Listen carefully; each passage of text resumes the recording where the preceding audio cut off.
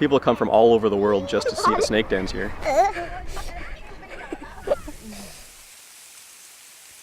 A lot of children are a little more willing to hold the snakes and to interact with them. Sometimes the adults are a little more apprehensive, which I think is kind of odd, that it's almost like the fear of snakes has been built into people as they grow up. I do not like snakes because they're a little unpredictable, and I'm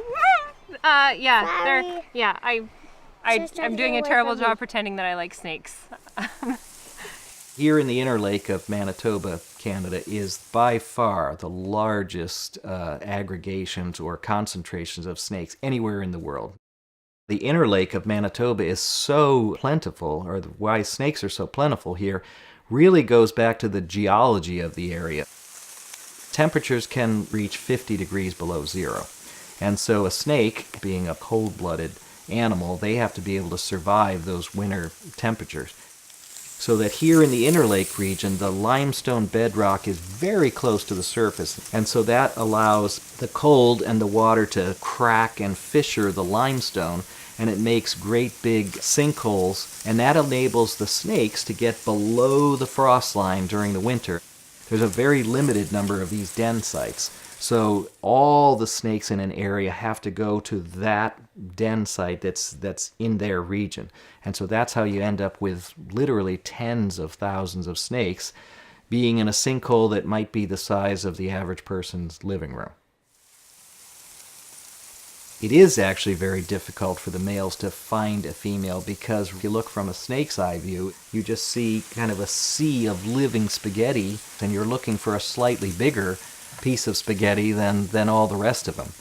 They'll detect the female sex pheromone. The males are very easily able to then go past all the other pieces of spaghetti, if you will, and home in on the female. Oftentimes when the group of these courting males all gathered around one female trying to be that lucky guy that's going to mate with her, they'll get so wrapped up they can tumble down a hill literally like a ball, so people call them mating balls.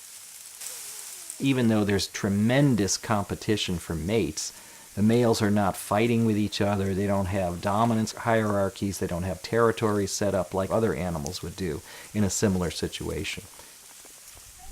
Let's get a picture in front of the big snake, okay? I like to call them the ambassadors of the reptile world.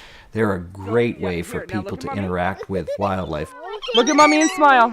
The garter snakes don't have teeth, and they feel cool when you touch them and stuff. So they don't bite you. They just kind of move around in your hand really fast and stuff. Awesome job, guys. Obviously all the snakes here are harmless. The dens here at Narcissus have been set up through Manitoba Conservation, and the boardwalks have been made and they're regulated. So it's a nice place for people to come visit with minimal impact on the denning sites themselves. Way back at the turn of the century and even through the 20s, 30s, and 40s, people had a pretty bad attitude about snakes and trying to clear them out. Just times have changed a lot. I think people are much more environmentally conscious. Really and truly, having these healthy numbers of snakes means you're living in a healthy environment.